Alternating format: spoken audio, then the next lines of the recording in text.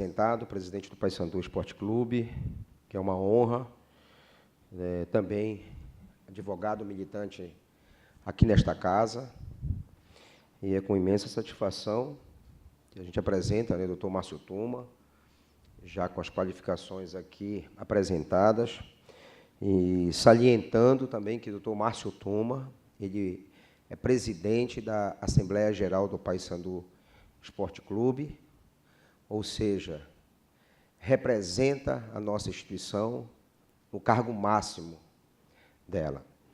O doutor Márcio Tuma, como todos sabem, é um advogado militante também nesta casa, autor de um livro recém-publicado pela LTR, Ampliação do Intervalo Intrajornada, um dano existencial. Doutor Márcio Tuma, à vontade para fazer uma grande explanação para nós sobre negociação coletiva. Obrigado, doutor Alberto Maia. Em primeiro lugar, eu quero agradecer ao desembargador Marcos, que é o promotor do evento, pela Escola Judicial, agradecer a todos os envolvidos, agradecer ao TRT da 8ª Região pela oportunidade de aqui estar. Para mim é uma honra dividir essa bancada com o Alberto Maia. Alberto Maia, que é o nosso presidente do Paysandu Esporte Clube, é pessoa que já está registrando seu nome na história, não do Paysandu, mas de todo o futebol paraense, como uma pessoa que demonstra que um trabalho sério, um trabalho honesto e competente é capaz, sim, de dar o resultado que a gente sempre pretende na área do direito desportivo. Então, para mim, acima de tudo, é uma honra estar aqui dividindo, doutor Alberto Maia, essa bancada com Vossa Excelência. Quero registrar também que a gente vai buscar suprir a ausência do doutor Rinaldo, que não pôde vir. Então, dentro do que a gente milita e dentro do que é do nosso conhecimento na área trabalhista, vamos falar sobre o tema e tentar contribuir um pouco com o conhecimento para todos os presentes. Pois bem, senhores, o tema de hoje é a negociação coletiva. É um tema que é atualíssimo, visto que ele centra todos os debates do atual governo a respeito de uma possível reforma trabalhista e de uma possível discussão sobre o que vale mais, negociado, legislado, um pode se sobrepor para o outro, podem conviver juntos esses dois institutos. Então, antes de entrar propriamente dito nessa sobreposição, essa possibilidade de convivência harmônica ou não do negociado e do legislado, eu queria fazer um histórico para a gente saber o que é a negociação coletiva. A OIT, em sua Convenção 154, ela define e traz várias características acerca das negociações coletivas. E um traço central da negociação coletiva é justamente o fato de ela ser realizada em conjunto, necessariamente por uma categoria de trabalhadores. Então, toda negociação realizada sem a representação dos trabalhadores, ela não pode ser considerada como negociação coletiva. Pode até ser feita através de um grupo de trabalhadores, um grupo informal, mas, para que ela tenha essa qualidade de negociação coletiva, é necessário que haja uma representação sindical, é necessário que haja uma representação formal dos trabalhadores que visa justamente tentar equilibrar o poderio da empresa com o poderio de negociação dos trabalhadores. Então, existem várias formas de negociação, como os senhores já devem saber. A convenção coletiva ela é realizada entre representantes de um ou mais sindicatos patronais com representantes de um ou mais sindicatos de categoria profissional, ou seja, categoria de trabalhadores. O acordo coletivo, por sua vez, ele já é realizado entre a representação dos trabalhadores com a empresa diretamente. Ele tem uma amplitude menor, notem, do que a convenção coletiva. E o artigo 2º da Convenção 154, da OIT, ele justamente define esses parâmetros do que é a negociação, do que a gente pode entender por esse instituto tão falado. Além disso, a OIT ela também define a negociação coletiva como direito fundamental, como um dos princípios fundamentais do trabalho. E a negociação coletiva também consta da agenda do trabalho decente. O trabalho decente ele é o antagônico do que seria o trabalho degradante. o trabalho em condições degradantes. E uma das raízes, uma das vertentes do trabalho decente é justamente o primado pela negociação coletiva. E aí eu vou fazer uma raiz de que a negociação coletiva ela já existe no nosso ordenamento jurídico já há bastante tempo.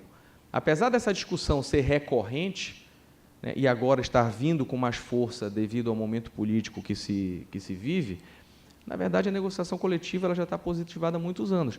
Na própria redação da CLT, o artigo 8º, que prevê as fontes normativas do direito do trabalho, estão incluídas as negociações coletivas, quando o artigo 8º fala de possibilidade de contratação direta, de você fazer um contrato diretamente entre trabalhador e empresa. Então, a gente logo remonta que a negociação coletiva não é uma coisa de hoje, não é um instituto novo, inclusive no Brasil. Na Constituição da República, ela também está prevista. E aí eu quero pedir aqui uma parte para dizer que a negociação coletiva dentro da Constituição, por força expressa do artigo 7º, ela é um direito do trabalhador. E por que eu estou dando ênfase a esse aspecto? Porque muito se discute a negociação coletiva como direito da livre iniciativa, direito da empresa. Mas a Constituição ela é muito clara ao estabelecer no caput do artigo 7º, vou pedir Vênia aqui para ler, são direitos dos trabalhadores urbanos e rurais, além de outros que visem a melhoria de sua condição social. E aí a gente vai aqui no inciso 26, o reconhecimento das convenções e acordos coletivos de trabalho. Então, essa raiz constitucional de entendimento da negociação como um direito do trabalhador, ela é fundamental para os próximos passos, para que a gente possa compreender justamente a convivência do negociado e do legislado e uma eventual supremacia do negociado sobre o legislado, que ora muito é defendida. E aí também a gente pode puxar um viés histórico para dizer o seguinte, vem cá, como é que a convenção, o acordo coletivo é um direito do trabalhador?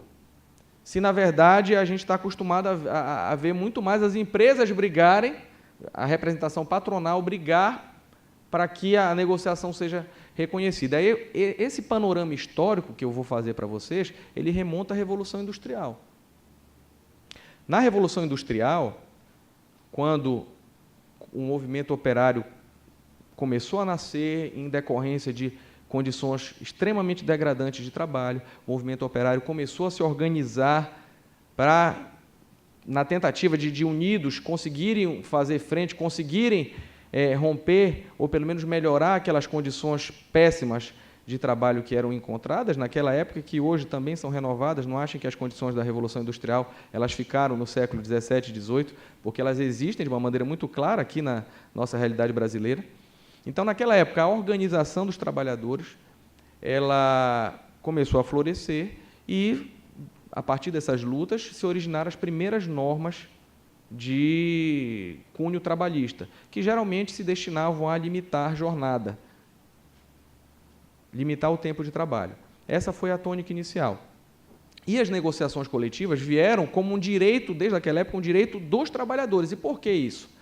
Porque naquela época, no próprio Estado absolutista, existia uma condição do poder público de viabilizar o florescimento do capitalismo. Então, o que é que acontecia? Hoje a gente está acostumado com o salário mínimo. Na época, na Inglaterra, chegou a existir o salário máximo.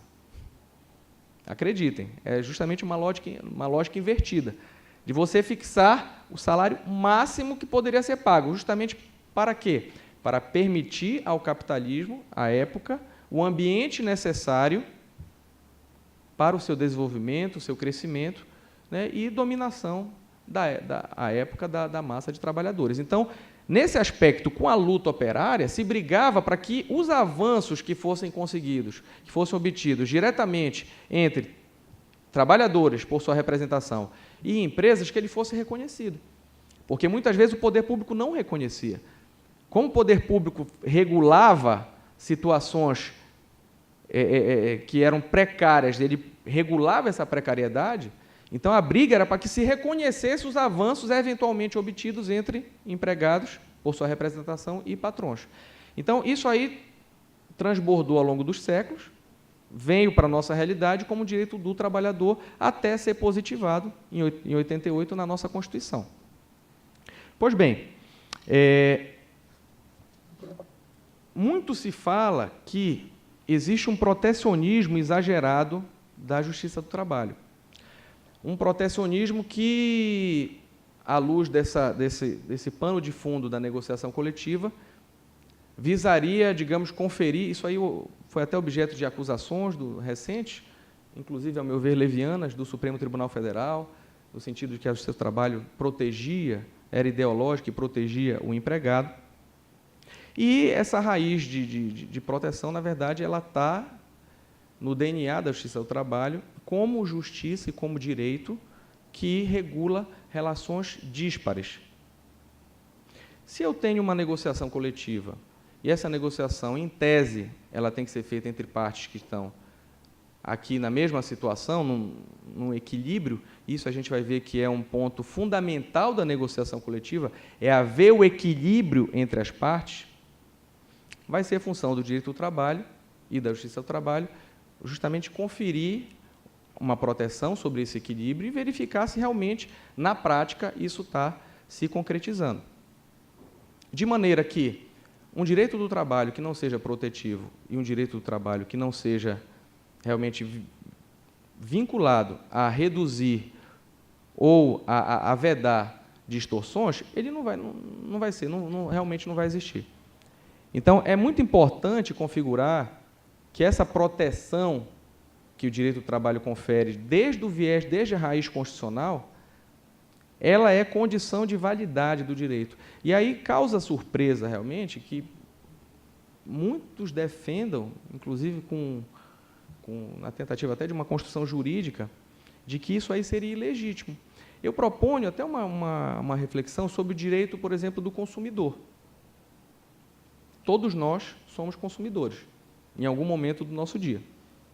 O direito do consumidor, como o direito do trabalho, é um direito que também visa regular relações que são díspares. E o direito do consumidor, senhores, ele tem situações que são bem, digamos assim, marcantes em favor do consumidor. Por exemplo, questão da competência.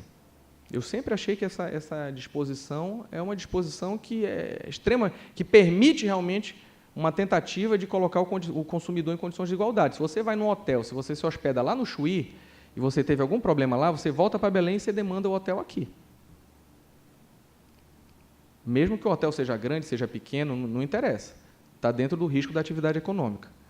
Em termos probatórios, de igual maneira. Você vê que a regra no direito do consumidor é a inversão do ônus. Então, cabe à empresa, ao fornecedor do produto e serviço, provar que a alegação do consumidor não está correta. De maneira que, apenas esses dois exemplos, entre tantos outros existentes, eu forneço para mostrar o seguinte: não há grande controvérsia sobre esses dispositivos. Vocês já viram discussão nos jornais ou alguma coisa questionando a validade desse tipo de lei, questionando um eventual abuso do direito nesse tipo de disposição? Não. Então, trazendo aqui para o direito do trabalho, a realidade é a mesma. Tanto o direito do consumidor quanto o direito do trabalho tentam equilibrar relações que são desequilibradas por sua própria essência e natureza, e tentam ser limitadores da própria lógica do sistema capitalista. Seja na lógica das relações de consumo, impedindo que os fornecedores de produto e serviço, de fato, consigam abusar e consigam, como já ocorre mesmo com o direito do consumidor, consigam realmente ser preponderantes e abusar dos consumidores, quanto nas relações de trabalho. Só que tem um agravante. Nas relações de trabalho, o bem protegido é o bem da vida do trabalhador. Enquanto nas relações de consumo, talvez se você for violado numa relação ou outra, talvez isso seja periférico na sua vida. Isso não vai remeter ao seu dia a dia, a essência da sua existência. De maneira que, fazendo essa comparação, logo a gente pode perceber que no direito do trabalho, a essência de proteção, ela não só deve existir, como deve ser mantida também. E, nesse sentido, é válido, é possível conciliar o negociado com o legislado? Eu creio que não há qualquer impedimento, inclusive por força de norma constitucional, é possível se conciliar ambos os institutos. Agora, com algumas regras de ouro que vão ditar essa conciliação. A primeira situação que a gente pode mencionar é a seguinte. A gente já viu lá no caput do artigo 7º que o direito ao reconhecimento da negociação coletiva é um direito do trabalhador e que visa a melhoria das condições sociais, além dos dispositivos que já são previstos na Constituição. Então, o que é que a gente percebe? De uma maneira muito clara, o Constituinte remeteu para as normas infraconstitucionais e para a negociação coletiva um viés de complementar, de acrescentar direitos. Isso não sou eu que estou dizendo, é o legislador. Quase nunca as decisões que enfrentam a questão do negociado sobre o legislado, e aí a gente vai ter a oportunidade de falar um pouco também da decisão recente do ministro Teori Zavascki, que monocraticamente entendeu que o negociado prevalecia sobre o legislado, mas vejam, quase nunca essas decisões enfrentam a raiz de uma interpretação constitucional como ela deveria ser feita. E a Constituição é muito clara.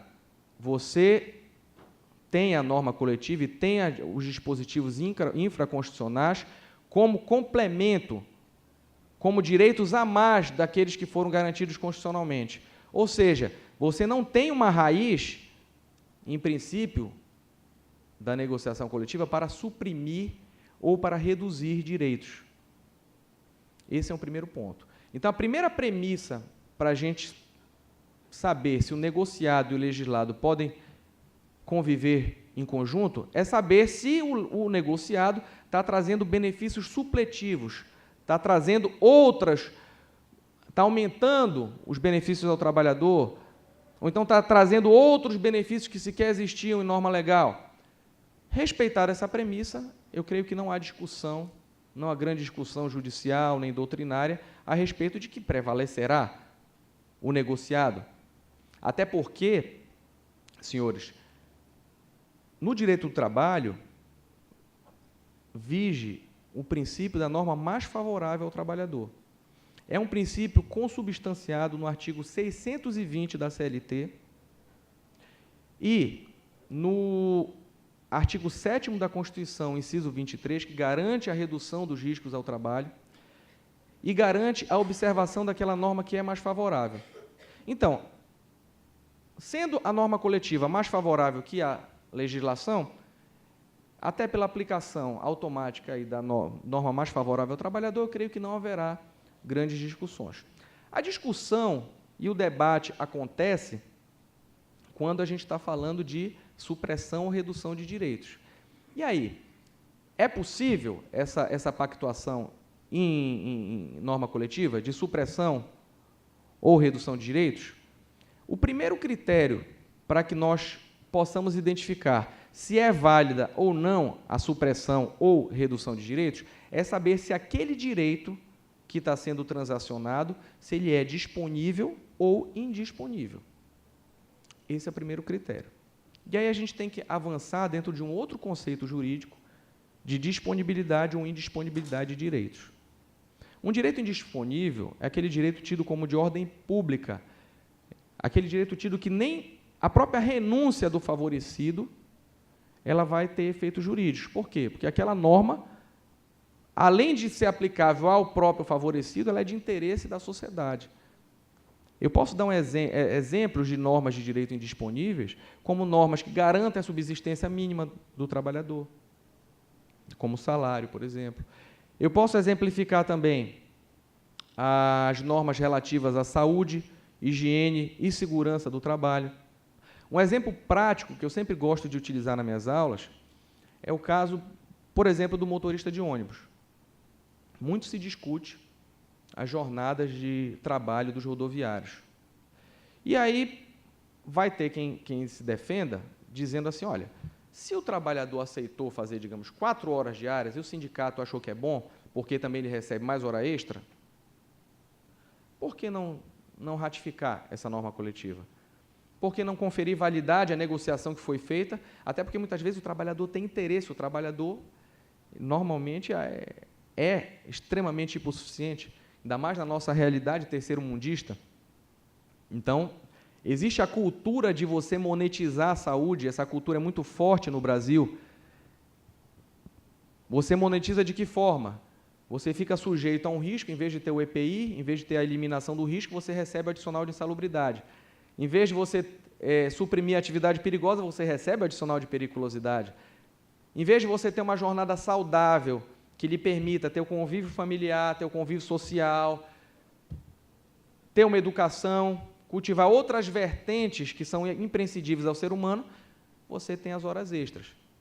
E que, mesmo limitada a 2, pela CLT, muitas vezes em norma coletiva são ampliadas para bem mais que 2. Então, por exemplo, voltando ao caso do motorista de ônibus, é possível estabelecer, por exemplo, uma jornada de 12 horas para o motorista de ônibus? Eu entendo, particularmente, que é flagrantemente ilegal qualquer pactuação nesse sentido. E digo, não me interessa se o trabalhador, que é o motorista ou o cobrador, se ele quer receber essa hora extra. Por que não me interessa? Porque esse tipo de norma afeta diretamente a saúde, segurança e higiene do trabalho. E eu vou além, não é só saúde, higiene e segurança do trabalhador, é de toda a coletividade. Vocês sabiam que os acidentes do trabalho, eles acontecem, estatisticamente falando,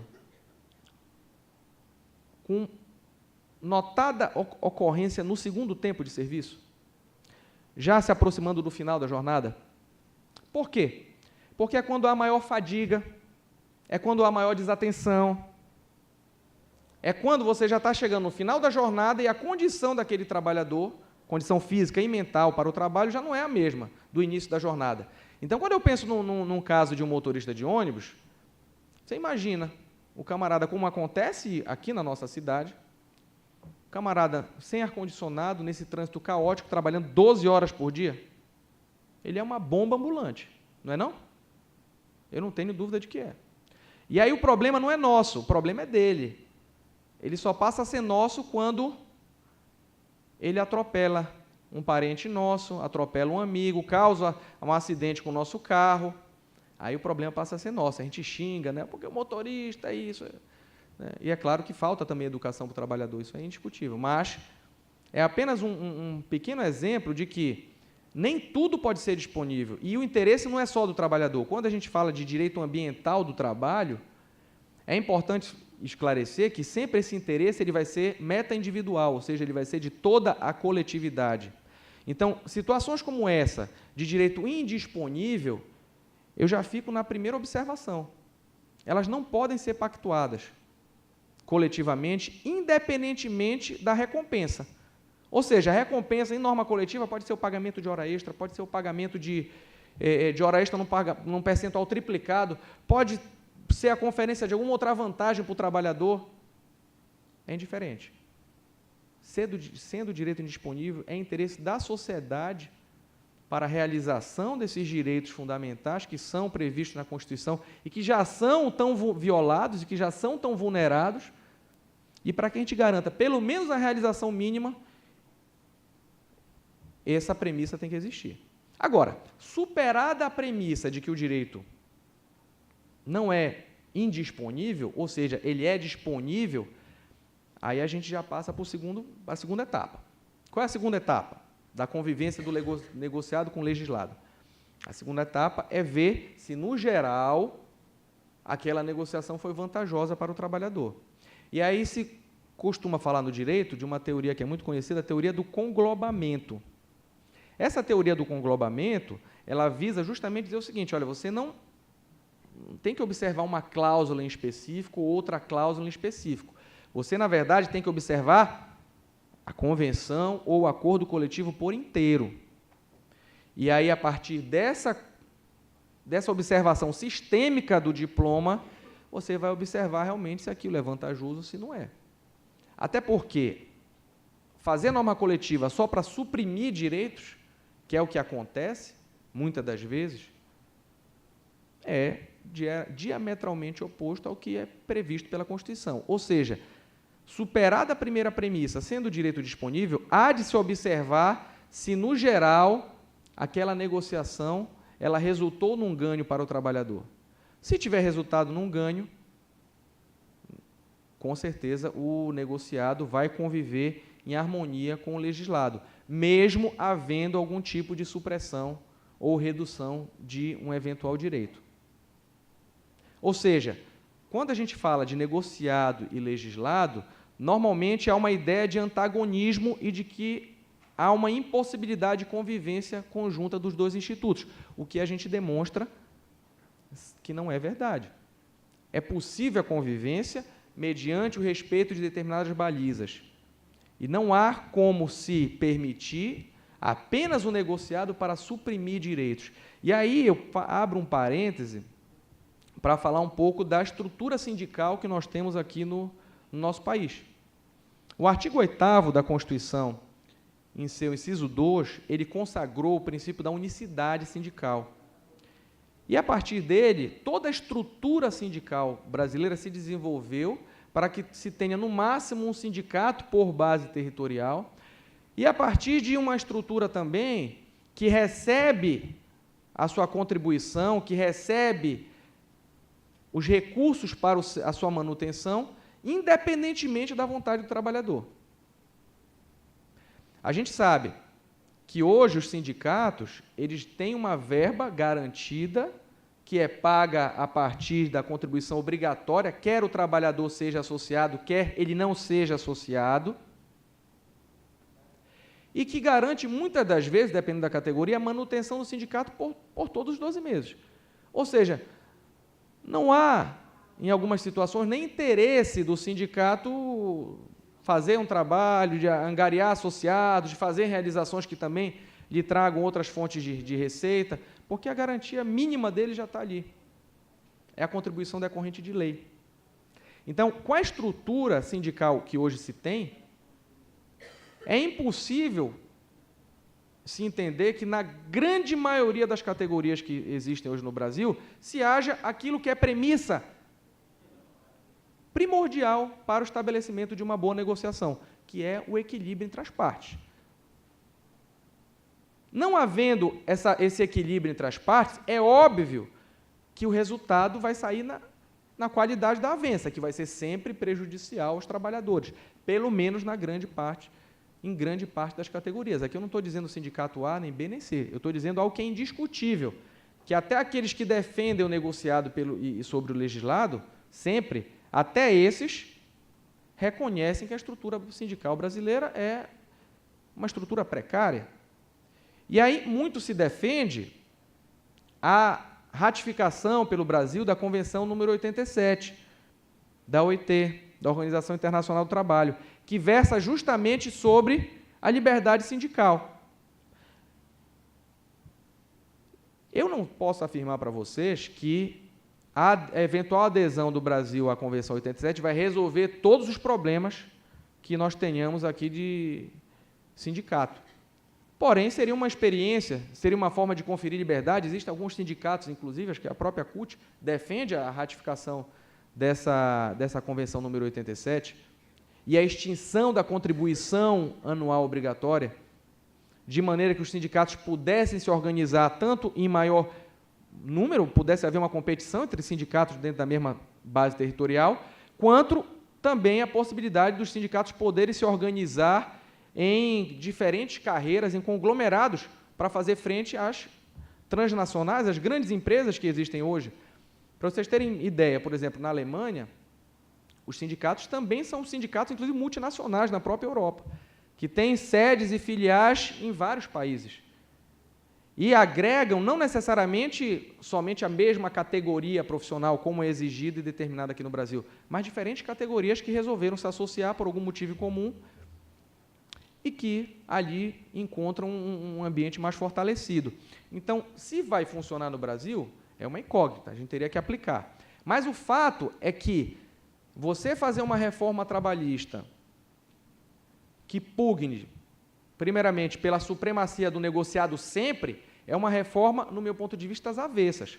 Porque primeiro seria necessário dar estrutura para que os sindicatos tentassem, pelo menos, ficar próximos do que é o poderio empresarial de hoje. Não fazendo isso e primeiro querendo fazer prevalecer sempre o negociado sobre o legislado, se vai fazer uma reforma às avessas.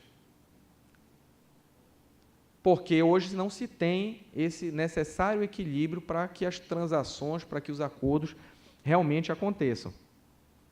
Então, quem defende essa redução de direitos e supressão, geralmente usa um argumento que, ao meu ponto de vista, é muito falho, quer dizer o seguinte: se a própria Constituição autorizou a redução de salário por norma coletiva, se a própria Constituição autorizou o aumento de turno de trabalho limitado a 8 horas para os turnos ininterruptos de revezamento, isso também consta do artigo 7º, então, se a Constituição autorizou isso, se pode autorizar qualquer coisa. A ratio desse tipo de precedente é essa. Então, se quem pode o mais, aquele velho jargão jurídico, né, bem básico mesmo, bem artesanal. Quem pode o mais, pode o menos. Se autorizou redução de salário, se autorizou elastecimento de jornada e turno ininterrupto, pode tudo. Só que essa leitura, ela não resiste, data máxima venia, a uma simples interpretação constitucional. A hermenêutica constitucional, e eu creio que isso aí é amplamente majoritário na doutrina, poucas discussões, na própria jurisprudência, a Constituição, ela deve ser sempre interpretada à luz da sua máxima efetividade. A máxima efetividade dos seus direitos fundamentais, que é uma decorrência lógica do princípio da supremacia constitucional.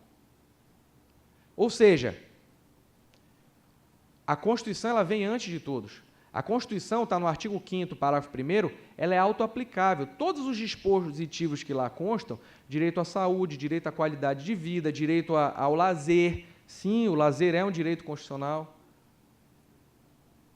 direito à educação, direito à moradia, todos são dispositivos autoaplicáveis, por força do que prevê a própria Constituição em seu artigo 5º. Portanto, a Constituição da República há de ser suprema sobre qualquer outra norma. E como suprema, toda interpretação de direito constitucional, ela remete para uma máxima de você efetivar, você ampliar ao máximo o gozo daqueles direitos fundamentais garantidos no texto da Constituição. Logo, a partir desse raciocínio que pouco tem de questionamento ou de discussão na doutrina e na jurisprudência, fica muito evidente que os pontos em que excepcionou o legislador, e quando o legislador disse que realmente em turnos ininterruptos pode-se elastecer a jornada diária de 6 para 8 horas, no máximo, ou seja, delimitou bem, e quando em situações excepcionais disse que também se pode reduzir salário, ele fez em caráter exceptivo. Logo, eu tenho que, em regra geral, lá no caput do artigo 7º, a norma coletiva ela vem para ampliar direitos. Em caráter exceptivo, em situações realmente excepcionais, ela pode vir a reduzir. E aí, voltado novamente para uma interpretação constitucional, as exceções não podem ser vistas como regras. As exceções têm que ser vistas como tal. E, como tal, são lidas como disposições restritas ao que o próprio texto constitucional quis fazer. Se o texto constitucional quisesse autorizar outras hipóteses de exceção por norma coletiva, ele teria feito. Assim como fez em relação à redução de salário em condições excepcionais, assim como fez em turno ininterrupto de revezamento, por exemplo, mas não o fez. E, aliás, eu até agrego uma outra informação, que é a seguinte: a nossa Constituição, no artigo 1º, ela consagra os princípios que vão reger o Estado democrático de direito.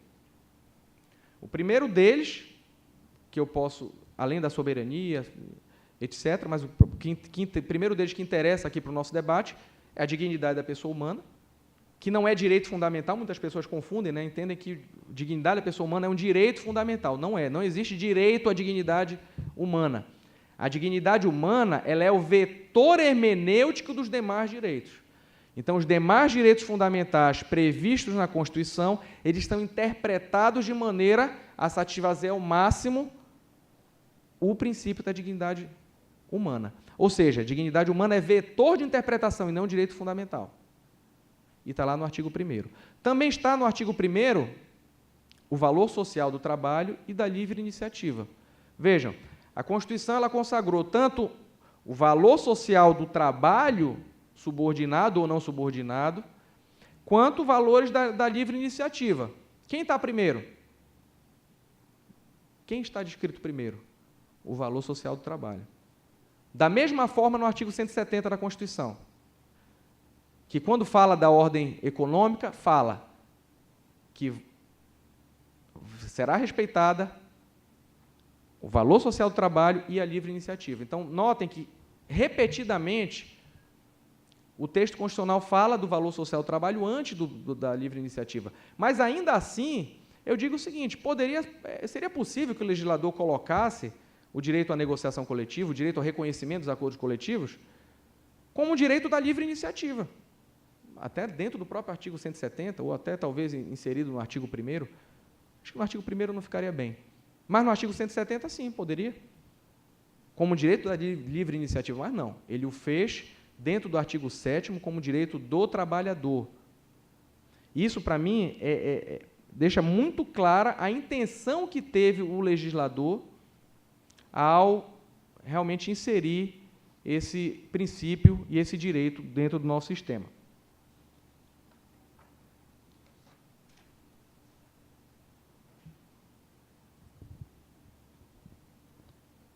Recentemente, nós tivemos uma decisão que modificou as balizas do entendimento, provocou um alvoroço dentro do meio do direito do trabalho, que foi uma decisão monocrática do ministro Theory, no RE 895759, foi publicado agora em setembro, e que monocraticamente reformou uma decisão do TST, no sentido de dizer que valeria a norma coletiva que eximia determinadas empresas da área rural, de agricultura, pecuária, eximia o pagamento das horas em itinere. O TST tinha entendido que o direito era indisponível e que, por isso, não poderia ser negociado. E o Supremo, por essa decisão monocrática, entendeu não, que não era indisponível, que poderia ser perfeitamente negociado, que não havia nenhuma irregularidade na ata de assembleia, ninguém questionava nada nesse sentido, na assembleia sindical, então que seria realmente válida a negociação. E aí, a partir dessa decisão, eu proponho uma discussão aqui para vocês, que é a seguinte: primeiro, o direito realmente era indisponível ou não era? O direito era de recebimento das horas em itinere de trabalhadores rurais, de determinado segmento. O meu entendimento pode ser até polêmico, mas eu creio que não era direito indisponível. O próprio TST defendia que era direito indisponível, mas eu vou justificar porque eu acho que não era. Ali não se estava discutindo suprimir ou não suprimir a hora em itinere. Porque o deslocamento casa-trabalho daqueles trabalhadores ia ser feito da mesma forma. Vejam, a discussão era o pagamento ou não pagamento. Se a discussão fosse ampliar o tempo de trabalho ou reduzir, eu creio que estaríamos falando de indisponibilidade. Se fosse possível adotar um outro mecanismo para aqueles trabalhadores, para que eles não tivessem aquele deslocamento de 2 horas, de 1h30, não sei quanto tempo era no caso concreto, até porque a decisão do Supremo não menciona. Mas, se fosse possível falar em redução, aí tudo bem. Estamos falando de indisponibilidade. Mas, no caso concreto, a discussão era pecúnia. Poderia ser pago, ou poderia deixar de ser pago, o valor a título de horas em itinere. O TST entendeu que não valia a norma, ou seja, tinha que remunerar a hora em itinere, e o Supremo disse, não, olha, a negociação coletiva está correta e pode isentar. Sobre o primeiro viés, eu, particularmente, passaria adiante, porque eu entendo que não há indisponibilidade. Volto a falar, nós estamos falando de pecúnia, de pagamento em dinheiro. Se é pagamento em dinheiro, meu ponto de vista pode ser negociado. E aí, conforme aquela estrutura que a gente conversou ainda há pouco, se eu passo do primeiro passo, que é a disponibilidade ou indisponibilidade, eu vou para o segundo. No geral, era interessante ao trabalhador? Não sei. Não sei se era. E querem que eu diga mais? Tenho certeza que nem o ministro sabe. Porque, como todos vocês sabem, todos os recursos, além do segundo grau, eles já não examinam fatos e provas. Não examinam. Então, o simples fato de que o ministro ter registrado que lá eles davam alguma cesta básica, que tinha um seguro de vida, que isso aí, data máxima vênia, não é suficiente para você analisar, principalmente no Supremo Tribunal Federal. Não cabe ao Supremo Tribunal Federal ficar analisando se a norma é mais benéfica, tem mais benefício ou menos benefício para o trabalhador. Cumpre ao Supremo, sim, ser o guardião da Constituição e fazer disseminar um posicionamento que vai ser cumprido ou influenciado por todas as demais instâncias do direito. Então, dentro do papel que cumpre ao Supremo, não caberia ele dizer, não, mas olha, vem cá, tinha um seguro de vida aqui, tinha uma cesta básica, então, como se isso aí quisesse comprovar uma eventual benefício para o trabalhador. Quando, na verdade, nós sabemos que, em decorrência da estrutura sindical que se tem, esse tipo de norma coletiva não é para negociação, não é para você ter o conglobamento e, no final, ter ganho para o trabalhador. Esse tipo de negociação é feita, via de regra, podem ter exceções, via de regra para suprimir direitos. Ou seja, o que é? Vamos botar na planilha, vamos fazer a regra aqui do jogo capitalista. Põe na planilha, o que sai mais barato?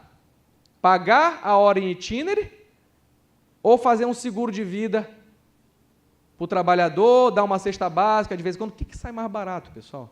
E para o trabalhador, eu preciso ser doutor em direito ou economia, alguma coisa, para perceber que há uma perda, mesmo à luz de uma teoria do conglobamento? É claro. Por quê? Porque convenções, ainda mais de localidades distantes, zona rural, o que a gente vê são realmente situações precaríssimas, situações de precarização do trabalho. Então, no meu modo de ver, sobre o primeiro aspecto, poderia ser examinada a norma coletiva, porque o direito era disponível, mas, no segundo aspecto, não poderia o Supremo ter invalidado a decisão do TST. Não poderia, porque ali naquele acórdão não se tinha elementos de que, à luz de